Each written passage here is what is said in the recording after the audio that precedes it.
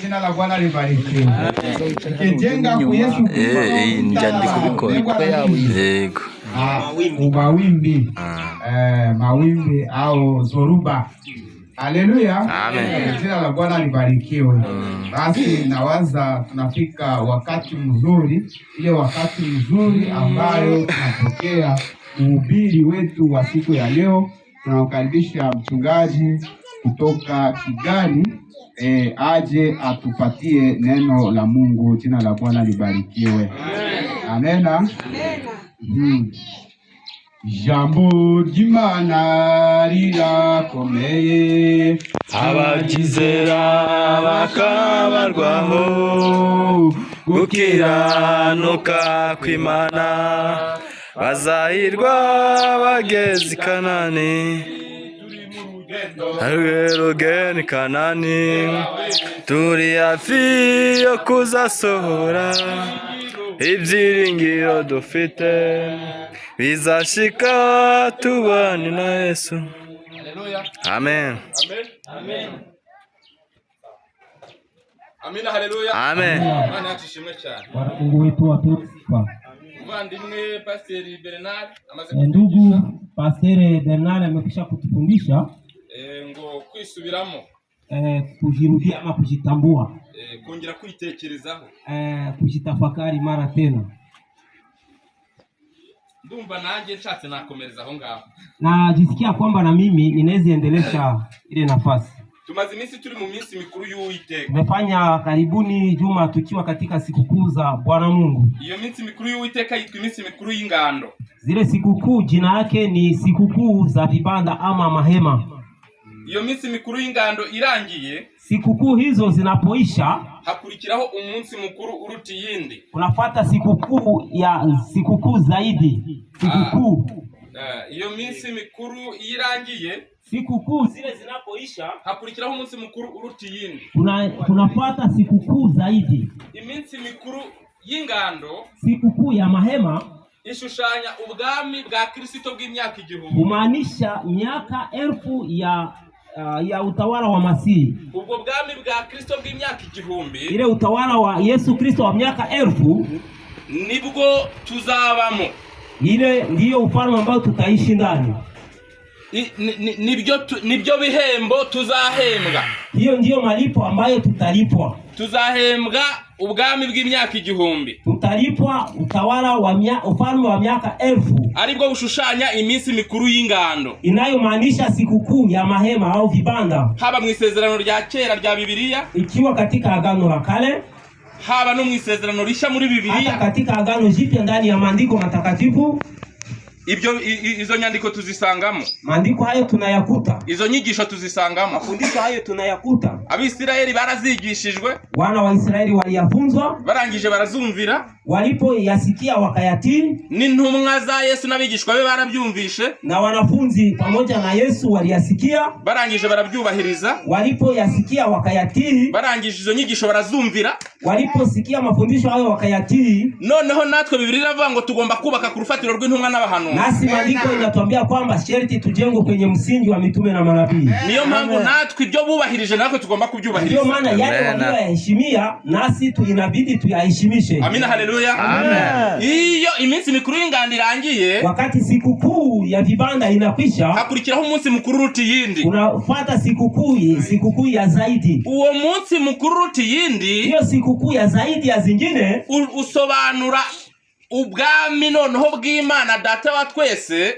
Inatafsiriwa ufalme wa Bwana Mungu wetu. Ubwo buzaba ari ubwami bw'iteka noneho ryose. Hiyo itakuwa ni ufalme wa milele. Nukuvuga ngo hari ubwami bw'Imana buri muri twe uyu munsi. Kuna ufalme wa Mungu na uko ndani mwetu kwa leo. Uko niko dusoma mu ijambo ry'Imana. Vile tunasoma katika Biblia. Twarangiza tugasoma ngo hazabaho n'ubwami bwa Kristo bw'imyaka 1000. Tunaposoma tunakutana kutakuwa tena ufalme wa Yesu Kristo wa miaka 1000. Ubwo bwami bwa Kristo bw'imyaka 1000 niburangira, ufalme wa Yesu Kristo miaka 1000 takapokwisha, hazakurikiraho noneho ubwami bw'iteka ryose butagira imibare. Tutafuata ufalme wa milele usiokuwa na hesabu. Niyo mpamvu Biblia iduha ingero. Ndio maana Biblia hutupa mifano. Biblia iduha ingero. Biblia inatupa mifano z'ibintu bizaba, ya mambo yatakayokuwa. Ikatubwira ngo tujye dukora izo ngero, inatushurutisha kuwa tunaiga nyayo hizo ama mifano hiyo, hanyuma twerekana ukuntu bizaba bimeze, na tuoneshe vile vitakavyokuwa katika siku hizo. Uyu munsi rero wa none, uyu munsi siku ya leo sasa twaje gusoza iminsi mikuru, tumekuja kumalizisha siku kuu kugira ngo twerekane ko imyaka 1000 y'ubwami bwa Kristo nirangira, kusudi tuoneshe kwamba miaka 1000 ya utawala wa Masihi itakapokwisha, hanyuma hazakurikiraho ubwami noneho bw'iteka ryose, ya kwamba kutafuata ufalme wa milele. Ubwo bwami bw'iteka ryose buzaba buyobowe n'Imana Data wa twese. Ufalme wa milele utakuwa ukiongozwa na Bwana Mungu. Ibyo bintu abantu bagomba kubimenya, wale watu inabidi kila yeyote kubera ko ibyo nibyo bihemba Imana izaduhemba, sababu hayo ndiyo malipo ambayo Mungu atatulipa, kuko twabaye abana b'Imana, sababu tumekuwa wana wa Mungu, warangiza tukayumvira, baadaye tunamtii, hanyuma naye ikaduhemba, naye anatulipa.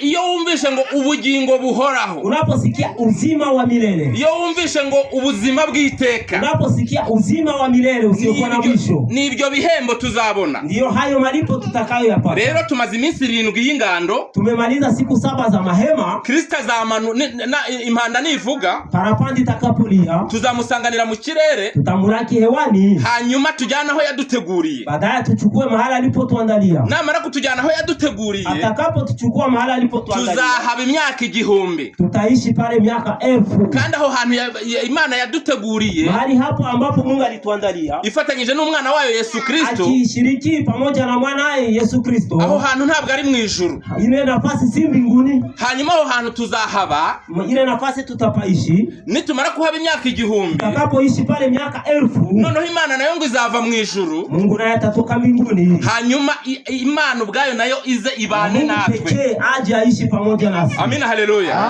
amina, haleluya. Tujya dusoma ngo Adamu na Eva, mara Adamu na Hawa ngo babaga muri Edeni, waliishi Eden. Imana yari yarabahaye ubusitani bwiza, Mungu alikuwa amewapa shamba la Edeni, ahantu babaga banezerewe, mahali walipoishi kwa amani, ahantu batababaraga, mahali ambapo hakupata shida yoyote, ahantu batariraga, mahali ambapo hakupata kilio chochote, ahantu batasonzaga, mahali ambapo hakushikwa na njaa, ahantu batahuraga n'intambara, mahali ambapo hakutana na vita, ahantu batahuraga n'indwara, mahali ambapo hakushikwa. Aho ngaho ni Imana igiye kudusubiza, mahali pale ambapo Mungu aho ngaho niho wowe Imana igiye kugusubiza, pale ambapo Mungu anapenda kurudisha, aho ngaho ni Imana igiye kunsubiza, pale ni pale ambapo Mungu anapenda kurudisha. Uwizeye Imana niho igiye kumusubiza, anayeamini Mungu ni mahali pale Mungu atamrudisha, aho ngaho ni Imana igiye kuguhemba, mahali pale ndipo malipo ambayo Mungu amekuandalia. Mwene data, ndugu dada, mushiki wanje, dada, ndagira ngo nkubwire ngo ninakwambia kwamba tugiye gusubizwa ya Edeni twanyazwe, Edeni tuliyoinyang'anywa, tuliyopoteza, Edeni Satani yatunyaze, Edeni ambayo Shetani aliweza kutuchukua, Imana igiye kuidusubiza. Amen. Amina, haleluya. Amen. Amina, haleluya. Amen. Hari uzajya urya utarushe, pale utakuwa unakula bila kuchoka, hari uzajya uryama mu mahoro, pale utakuwa unalala kwa amani, ntabwo uzajya uryama ngo uvuge ngo mbego buracase, utakuwa unalala useme utakucha lini, nta nubwo buzaca ngo wirirwe ku manywa ngo uvuge ngo mbese ubirira, utakucha useme sasa usiku itakuja. Ibyo ngibyo ntabwo bizabaho hariya, yote hayatakuwa mahali pale. Yesu ashimwe cyane. Amen. Iyo dusomye mu Byahishuriwe igice cya 20, tunaposoma Ufunuo 20, igice cya 20, Ufunuo 20, tubona igice kitubwira ibirebana n'ibihembo tuzahembwa. Tunaona kipindi hiki inatuambia malipo tutakayolipwa. Hari umurongo wa kangahe vuga iby'imya umurongo wa gatatu, ariko kamera ku wa mbere ndasoma nihuta. Acha nianzie kwa shairi ya 3, nitasoma kwa upesi. Kugira ngo byihute ndajya nsoma nawe ari gusoma. Takuwa nasoma naye akisoma. Ndajya nsoma umurongo umwe ngurangize nawe ahita usoma. Takuwa nasoma shairi moja naye atasoma. Yohana intumwa y'Imana ya Yesu Kristo, Yohane mtume wa Yesu Kristo, yabonye yagiye mwihishurirwa mwiyerekwa, alienda kwa maono, arangije ibyo ngibyo ndi kuvuga arabibona, aliza haya ninayosema akayafunuliwa, arangije arabyandika, baadaye akayaandika kugira ngo bibikwe natwe tuzabisome, yawekwe nasi tuyasome, hanyuma tubyigireho, baadaye tuyatufunze. Ngo agiye kubona malaika manuka ava mu ijuru, alipoona kaona malaika ikishuka kutoka mbinguni, ngo yari afite urufunguzo, alikuwa na ufunguo, ngo arangije arafungura umunyururu munini, akafungua munyororo mkuu, ngo yari afite umunyururu munini mu ntoki ze, alikuwa na munyororo mrefu, ngo aragenda afata cya kiyoka, akaenda kamshika yule joka, ngo ariyo yanzoka ya kera, ndiye joka wa zamani, ngo ariyo wa mwanzi na Satani, ambaye ndiye ibilisi na shetani, ngo arakiboha, akamfunga kugira ngo kimare imyaka 1000, ili akamfunga miaka 1000. Amina, haleluya. Yesu agiye kugaruka, Yesu karibuni anakuja, tumusanganire mu kirere, uweze kumulaki hewani, ariko azabanza yohereze marayika, ataanza kumsukuma malaika afate Satani amufunge, amshike shetani na kumfunga, amuzirikisha umunyururu, aweze kumfunga kwa mnyororo, hanyuma mujugunye kuzimu, na mtupe kuzimuni. Yesu ashimwe cyane. Amen. Yesu ashimwe cyane. Amen. Icyo gihe, wakati huo twebwe tuzaba twinjiye mu bwami bw'Imana. Sisi tutakuwa tayari tumeingia katika ufalme. Noneho ngo amaze kukijugunya kuzimu Satani, tupa kuzimuni shetani, hanyuma ngo arahakinga, baadaye akapafunga, ngo arahakinga kugira ngo kimare imyaka 1000 kibohewe aho ngaho, ili afanye miaka 1000 akifungiwa mahali pale. Satani ntakajya gutera ubwoba. Satani yarashinzwe. Shetani alipata Jambo ry'Imana navuga ngo mumurwanye nawe azabahunga. Amen. Tutanishe na hata washinda. Ejo bundi vuba aha ngaha bagiye kumufunga, karibuni watamfunga, bagiye kumushyira muri brigade, watamtia ndani ya brigade, bazanamukuramo bamujyane no muri gereza, watamtosha humo wamutie ndani ya gereza, bazamushyira muri prison, watamtia ndani ya gereza. Satani ntakabakanga, Satani asiwatishe. Yesu ashimwe cyane. Amen. Mushaka imbaraga z'Imana, tafuteni nguvu za Mungu, mushaka imbaraga z'Imana, tafuteni nguvu za Mungu, hanyuma muzarwanya Satani kandi azabahunga. Utapiganisha shetani atawakimbia. Kuko nundashaka imbaraga z'Imana, utafute nguvu za Mungu, urwanye Satani, upiganishe shetani, hanyuma guhunge, baadaye kukimbie, hanyuma gutinye, na kuogope, ntabwo uzagera mu bwami bw'Imana. Hautafika katika ufalme wa Mungu. Hanyuma noneho ngo yakibohe kugira ngo kimare imyaka 1000. Baadaye sasa mfunga ili afanye miaka 1000. Amina, haleluya. Amen. Amina, haleluya. Nuko ngo Yohana agiye kubona n'intebe z'ubwami, Yohana alipoona kaona viti vya ufalme, wabona n'abantu bazicayeho, na wanaoketi juu yake, barangije bahabwa ubucamanza, baadaye wakapewa hukumu, ngo bahabwa ubucamanza, wakapewa hukumu. Amina, haleluya. Bamaze guhabwa ubucamanza, wakapewa hukumu, wabona n'imyuka y'abantu bagiye bacirwa ibihanga, waliokatwa vichwa, kandi ngo babahoraga guhamya kwa Yesu n'ijambo ry'Imana, walio wao kwa ajili ya ushuhuda wa neno la Mungu. Hanyuma ngo barazuka, wakafufuka, ngo barazuka, wakafufuka, ngo bimana na Kristo imyaka 1000. Amen. Pamoja na Kristo miaka 1000. Igihe Satani azaba afungiwe ikuzimu, wakati shetani anafungwa kuzimu, twebwe tuzaba turi mu bwami bw'Imana. Amen. Yesu ashimwe cyane. Noneho umurongo wa 7 haravuga ngo, Sheria 7 inasema hivi. Amina, haleluya.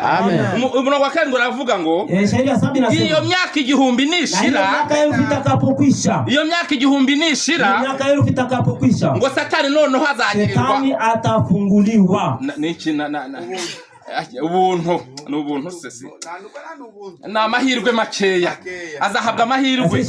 Imyaka 1000 nigenda gute, miaka 1000 itakapokwisha, nishira, itakapokwisha, ngo Satani azabohorwa noneho akugwe muri ya minyururu, atoshwe katika kifungo hicho. Amina, haleluya.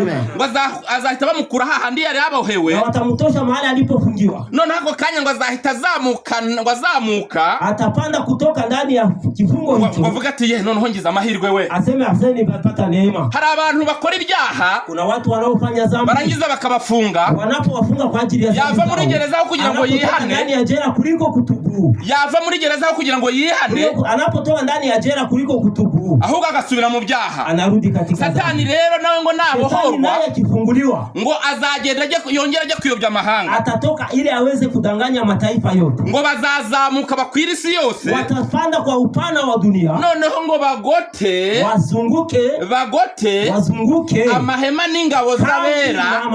Amina, haleluya. Abantu bazaba bari mu mahema, wale watakao kuwa katika mahema, ariyo minsi mikuru y'amahema twizihiza, maanisha ile siku kuu ya mahema tunayoisherehekea, twibuka amahema y'Imana tuzaba turimo za Mungu ambao tutaishi ndani. Noneho ngo bashaka kujya gutera uwo murwa, ili waende wazingire mji huo mtakatifu, ariko ngo icyo gihe nibwo umuriro uzamanuka kugenza ute, ubatwike, utashuka kutoka mbinguni watike. Mushiki wanje mwene data, ntabwo nifuza ko wazabura aho haji uwe nafasi pale, ahubwo ndakwifuriza kuzaba uri mu mahema, ili uwe katika mahema. Niyo mpamvu tugomba gutangira tukayamenyera, ndio maana inabidi tuanze kufanya mazoezi, tukigisha n'abantu ko tugiye kuzaba mu mahema y'Imana, kwamba tutakuwa katika mahema ya Mungu. Itorero ry'Imana rikomeje, kanisa la Mungu linaloendelea, itorero ry'Imana rikomeje, kanisa la Mungu linaloendelea, itorero ry'Imana rikomeje, kanisa la Mungu linaloendelea, yize neza, ilifunzwa vema, yigishijwe n'Umwuka Wera neza, Roho Mtakatifu vema, ko ya kwamba tuzaba mu bwami bw'Imana. Amen. Amina, haleluya. Ariko abantu bazaba mu mahema y'Imana, lakini wale watakaoishi katika mahema ya Mungu ntabwo ari abantu benshi, si watu wengi, ngo batowe ni benshi, waliochaguliwa ni wengi, ariko abatoranyijwe ni bakeya. Amina, haleluya. Amina, haleluya. Niyo mpamvu muri Luka Yesu yavuze ngo, maana katika Luka Yesu anasema ngo mwamukumbi muto mwe, enyi kundi ndogo, ngo ntimutinye, usiogope, kuko so sababu baba yenu ngo yishimira kubaha ubwami. Amefurahia Tugiye kuzahembwa ubwami. Tutalipwa ufalme. Kristo agiye kuzaba umwami w'isi yose. Kristo atakuwa mfalme wa dunia yote. Kristo agiye kuzategeka. Kristo atatawala. Hanyuma bamuyobotse, waliomshiriki, abamwemeye bose, waliomuamini wote, abemeye ko ari umwami, waliokubali kwamba yeye ni uzaza agategeka isi, atakayekuja kutawala dunia, azimana n'ab'ingoma, atariti nao ufalme, azimana n'ab'ingoma, atariti nao ufalme, azategekana nabo, atatawala pamoja nao, azabaha akazi, atawapa kazi, azabaha akazi, atawapa kazi. imirimo igiye kuboneka. Kazi tayari zinataka kupata. Amina, haleluya. Amina, haleluya. Abantu bagiye kubona akazi. Watu tayari wanatapata kazi. Amina, haleluya. Tugiye guhabwa akazi. Tunataka kupewa kazi. Yesu ashimwe cyane. Kandi uzabahabwa akazi utarwara. Utapewa kazi, uzahabwa akazi udasonza. Utapewa kazi bila kusikia njaa. Ngo nta posho. Hakuna posho. Muri iyi minsi ngo amaposho aba yabaye ikibazo. Kwa siku hizi posho kabisa. Amina, haleluya. Amina, haleluya. Ibyo bigiye gushira. Hapo yote yanataka kuisha. Yesu agiye kuduhemba. Yesu anataka kutulipa. Amina, haleluya. Nimuhumure. Mshipe pole. Ngo bamwemeye bose, waliomkubali, bakizera izina rye, amini jina lake, ngo yabahaye ubushobozi bwo kuba abana b'Imana. Amina, haleluya. Ariko rero nta munyabyaha uzajyayo. Lakini kitu kimoja, hakuna mwenye dhambi atakayeingia huko. Nta mujuru uzajyayo. Hakuna mwizi atakayeingia. Nta musambanyi uzajyayo. Hakuna mshirati atakayeingia. Nta munyamujinya uzajyayo. Hakuna mwenye hasira atakayeingia. Nta utukana uzajyayo. Hakuna mtukanaji atakayeingia. Amina, haleluya. Nta wangana uzajyayo. Hakuna mwenye kuchuki atakayeingia. Nta murozi uzajyayo. Hakuna murozi atakayeingia. Nta munyabyaha uwo ari we wese uzaba muri ubwo bwami. Katika ufalme wa Yesu. Azaba ari ubwami bw'abakiranutsi gusa. Nshuti bavandimwe, ndugu wapendwa, ubu Imana ni nziza. Kwa sasa nawaambia kwamba Mungu ni mwema. Umugambi w'Imana ni mwiza kuri twebwe. Mungu kwetu ni nzuri sana. Imana iradukunda. Mungu anatupenda. Niyo mpamvu yaduteganyirije ibyo ngibyo. Alituandalia mambo hayo. Ariko iradusaba, lakini anatuomba kuyumvira, ili tumtii. Iradusaba, anatuomba kuyubaha, kumheshimu. Iradusaba, kureka ibyaha, kuachana na dhambi. kutareka ibyaha, kwa sababu sipoacha dhambi, ukiwa mwenye dhambi, umunyabyaha ntagazara ku bwami bw'Imana. Wa Mungu. Ariko bamwemeye bose, bakizera izina rye, bahabwa ubushobozi, bahabwa imbaraga, bahabwa byose, bakaba abana b'Imana. Yesu ashimwe cyane. Ubu nibwo butumwa itorero ry'Imana ribwiriza. Ndio injili ambayo kanisa la Mungu linahubiri. Itorero ry'Imana linakomeje. Mungu linaendelea. Itorero ry'Imana ryashinzwe na Yesu Kristo. Mungu lililosimikwa na Yesu. Amina, haleluya. Amina, haleluya. Turabisoma ngo itorero ry'Imana muri Bibiliya. Tunasoma kwamba ndani ya maandiko kanisa. Iyo tugiye kureba amazina muri Bibiliya y'amatorero cyangwa y'amadini, usanga haravuzwe ngo ni itorero ry'Imana. Kanisa la Mungu. Itorero ry'Imana rero rirakomeje. Niryo riri kubwiriza ubu butumwa bwiza bw'ubwami bw'Imana. Habari njema ufalme wa Mungu. Ubwo bwami bw'Imana n'ubwo imyaka 1000. Mungu ni ya miaka 1000. Hanyuma imyaka 1000 ngo yashira. Miaka 1000 itakapokwisha. Ngo tukimana na Kristo noneho. Tunaishi pamoja na Masihi. Tukimana n'Imana Data. Tunaishi pamoja na Mungu. Iteka ryose. Milele na milele. Umugabo n'umugore bakongera bakaba nk'uko Adamu bari bameze muri Edeni. Amina, haleluya. Amina, haleluya. Abana babo ntago bazaba bameze nka Kayini, ahubwo bazaba bameze nka Abeli. Amina, haleluya. Amina, haleluya. Niba uri umugore rero, kama wewe ni mwanamke, niba uri umugabo, ikiwa uko mume, ukabugira bya biburi, unakuwa na kiburi iwawe mu rugo, kwako nyumbani, iwawe mu rugo, kwako nyumbani. Niba ugira bya biburi, kama unakuwa na kiburi, niba uri umwana mu rugo, kama uko nyumbani, uri umwana w'umuhungu, uko kichana cyangwa w'umukobwa, kama msichana, ukagira bya biburi byo mu rugo, unakuwa na kiburi nyumbani, kutumvira ababyeyi bawe, kutotii wazazi wako, uri umugore, unakuwa mke, ukatumvira umugabo, hautii mume wako, uzabumeze nka Adamu, utakuwa kama Adamu na Eva, hakuzara kubwami bw'Imana, hautariti ufalme wa Mungu. Yesu ashimwe cyane. Amen. Niba ugira ishari, ikiwa unakuwa na wivu, niba ugira umujinya, ikiwa unakuwa na hasira, niba ugira ububandi, ikiwa unakuwa na ubandia, niba ugira ubusambanyi, ikiwa unakuwa na uzinzi, niba uca amategeko y'Imana, ikiwa unaasi amri za Mungu, niba ugira ushinja mugenzi wawe ibinyoma, kama unashuhudia ndugu yako Mungu, niba usenga ibishushanyo, ikiwa unaabudu miungu, niba ugira izindi mana, ikiwa unakuwa na miungu mingine, niba ujya kuraguza, ikiwa unaenda kwenye ramuri, niba uroga, ikiwa wewe ni mrusi, niba utagira amagambo meza mu kanwa, hauna maneno mazuri kinywani mwako, niba ugira amagambo ashariye ikiwa unakuwa na maneno ya uchungu kinywani mwako, hautariti ufalme wa Mungu. Iyo niyo mpamvu turi hano. Ndio maana tuko hapa siku ya leo. Ndio maana Imana yandikishije. Ndio maana Mungu aliandikisha neno hili. Ndavuga ngo mujye mugira umunsi mukuru ruti yindi. Akasema kwamba mkwe na kuwa na sikukuu ya zaidi ya zingine muweze kuisherehekea muisherehekee mujye mwiga ukuntu tuzaba mu vile tutakuwa katika ufalme wa milele. Hanyuma mubwire abantu waambie wanadamu abakiranutsi bazaba waambie kwamba ni watakatifu watakaorithi katika amina haleluya amina haleluya amina haleluya.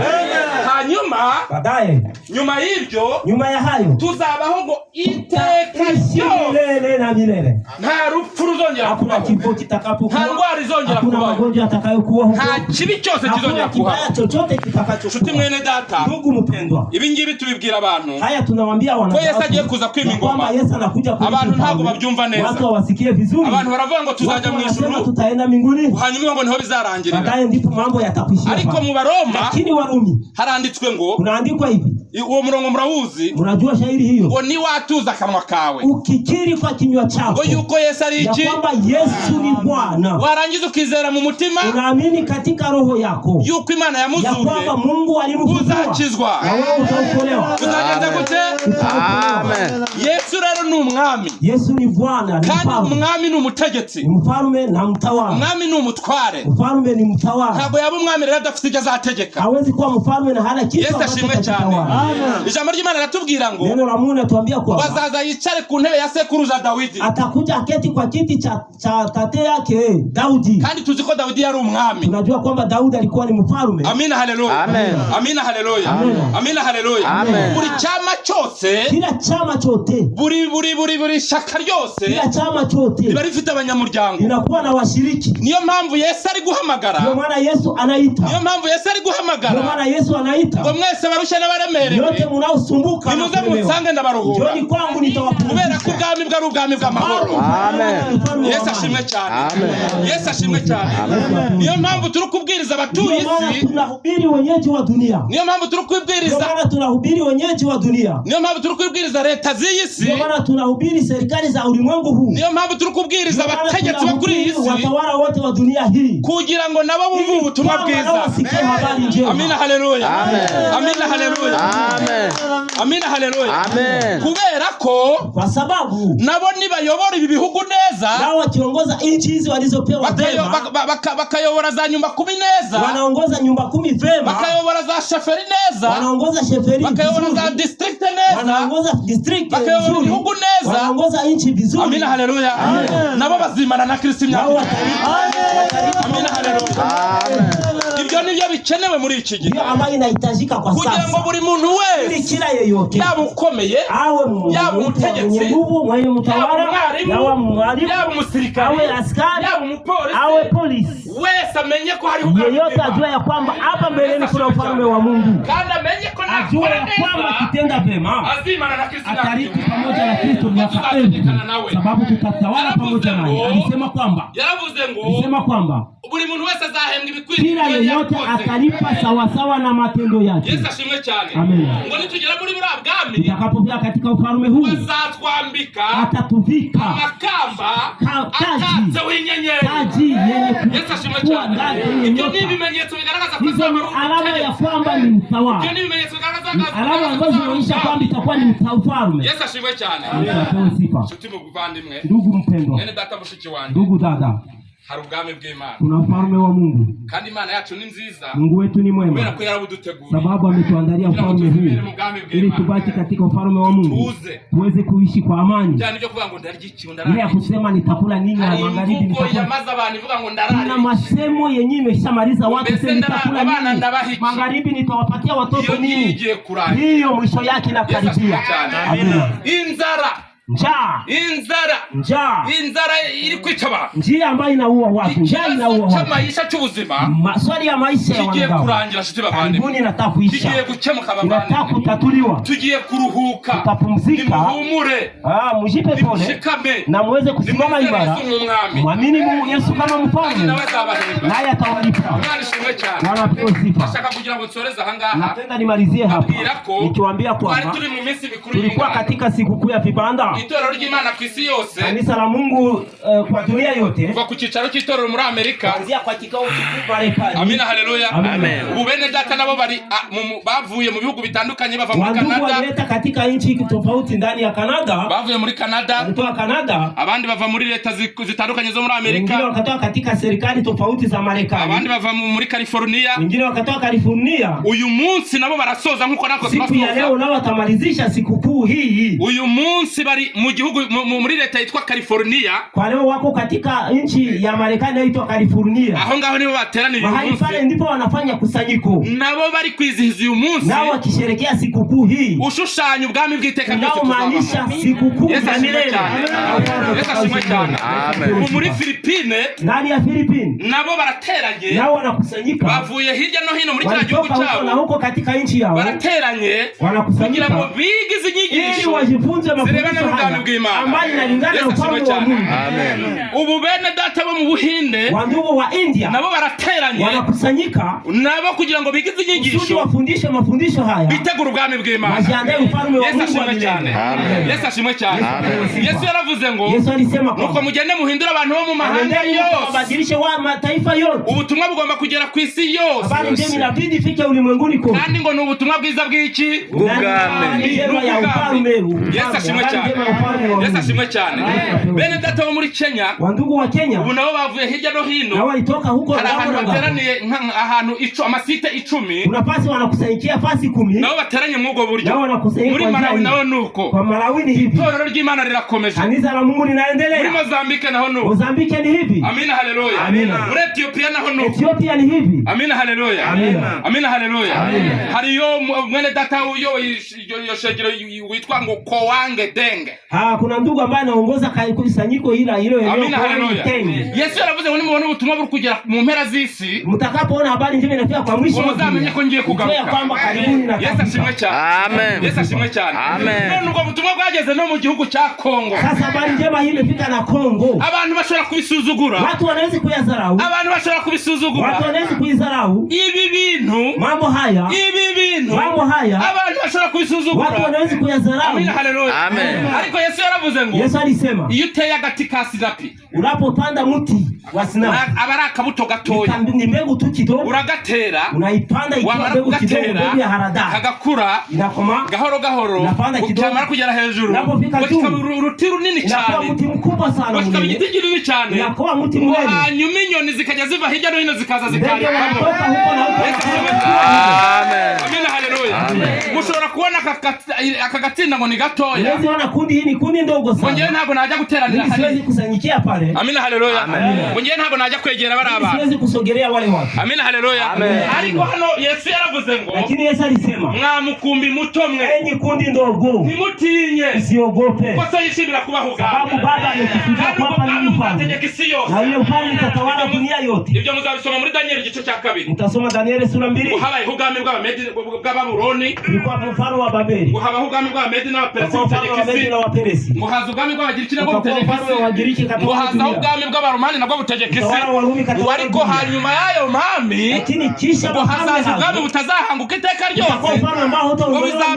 Danieli ngo yabubonye bumeze nk'ibuye, Danieli alioneshwa kama jiwe, ibuye rinini, jiwe kubwa, ryaramanutse lishuka, gikubita kuri cya gishushanyo, kajipia kwa hiyo sanamu Nebukadneza yari yarose. Nebukadneza aliyokuwa amepata, ya mami yose arasanagurika, yale mafalme yote yakafanyika, hanyuma ngo bwami bw'ibuye, na ule ufalme ya jiwe usandara ku isi yose, kajaa dunia yote. Yesu ashimwe cyane. Ubwo bwami bugiye kwimika, hiyo ndio ufalme ambao itamiliki, ubwo nibwo butumwa bwiza, ndio ufalme njema, ibyo nibyo tugomba kubwira abantu, ndio ambao tunapaswa kuambia watu. Amina, haleluya. Amina, haleluya. Yesu ashimwe cyane. Nawe ugomba kuba umumambure, na wewe karibuni uwe mwanamemba, ugomba kuba umunyamuryango, na wewe karibuni uwe mwanamemba ubwo bwami ya ufalme huu. Wabwanga, ukikataa, kazarimbuka by'iteka ryose, utahukumiwa milele, kubera ko imyaka 1000 nishira, sababu miaka 1000 itakapoisha urubanza, utakuja hukumu, Satana kurwe mu ikuzimu, Satana atoshwe katika kifungo, afatanywe na b'abanyabyaha, aweze kusherekeshwa na wale wenye dhambi, atabwe mu nyanja ya kumuriro n'amazuku, katika bahari ya kuzia moto na ziwa la moto. Buri wese azahembwa ibikwiriye ibyo yagenje ate, kila yote atapokea sawa na kazi yake, kila mtu atapokea sawa na kazi yake. Kora neza, tumika vema, ajya mu ruhande rw'Imana, ingia kwa upande wa Mungu, mu ruhande rwa Satani, toka katika upande wa Shetani, korera Imana mu kuri no mu mwuka, tumikia Mungu kwa kweli na kwa roho, yoborwa n'ijambo ry'Imana, ongozwa na neno la Mungu. Amina, haleluya, amen. Umvira amategeko y'iki? Tii amri za Mungu, y'Imana. tii amri za Mungu. Coje kuri uyu murongo uvuga ngo ayo mategeko y'Imana niyo azaducira urubanza. Basi na amalizia kwa amri za Mungu ndio zitakazo tuhukumu. Yakobo igice cya 3, Yakobo sura ni 3, umurongo wa 12. Yakobo sura 3 12 ni pale hapo namaliza. Haravuga ngo, unasema hivi, Yakobo igice cya 2 purito, Yakobo sura 2 tafadhali, umurongo wa 12 haranditswe ngo, shairi ya 12 nasema hivi, muvuge, mseme kandi mukore ibintu bingahe? Mseme na mutende. Muvuge, mseme ibyo wavuga byose, yote ambayo unaweza kusema, ibyo wirirwa uvuga byose, semeni yote ambayo unaweza sema mchana, kandi mukore, baadaye mutende ibyo wirirwa ukora byose. Yenyu unashinda ndani uko natumika, aho wirirwa ukora hose, mahali pote unashinda kwa kazi, muvuge kandi mukore, mseme na mutende. Ntabajya gucirwa urubanza n'amategeko atera umudendezi, ama watu wanaohukumiwa kwa sheria ya uhuru. Amina, amen. Tuzacirwa urubanza kubera ibintu bibiri. Tutahukumiwa sababu ya mambo mawili, kubera ibyo sababu ya yale tuliyoyatenda, wakoze ile tuliyoyatenda. Ngo buri muntu wese azacirwa urubanza hakurikijwe ibyo yakoze, atahukumiwa sawa sawa na matendo yake. None twumvishe ngo azacirwa n'urubanza hakurikijwe ibyo yavuze, atahukumiwa sawa sawa na yale anayoyasema. Amina, haleluya. No kwambara no gukora, na kuvaa ni kutenda, no kurya no gukora, na kula ni kutenda, no guhinga no gukora, na kulima ni kutenda, no gucuruza no gukora, aho hose ugomba kuba umukiranutsi. Pale kwa tunapasha kuwa mkamilifu au mtakatifu. Amina, amen. Imana idufashe cyane, Bwana tusaidie sana kugira ngo tubashe kuba mu neza, kusudi tukue ndani vema, kuba mu ijambo ry'Imana neza, kwa katika neno la Mungu vizuri. Yesu ashimwe cyane.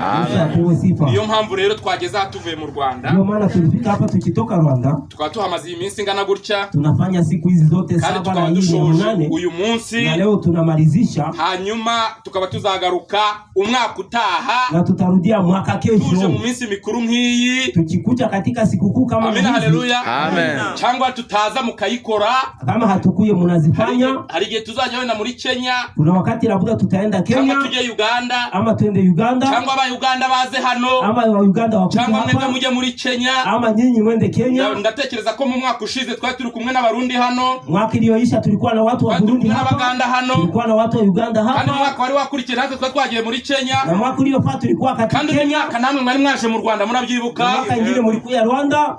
Abantu b'Imana ngo bagomba kuba ari umubiri watu wa Mungu bagakunda n'urukundo rwa na wakuwe na upendo wa ndugu. Amina, haleluya, amina. Imana ibakumugisha mu izina rya Amen. Jambo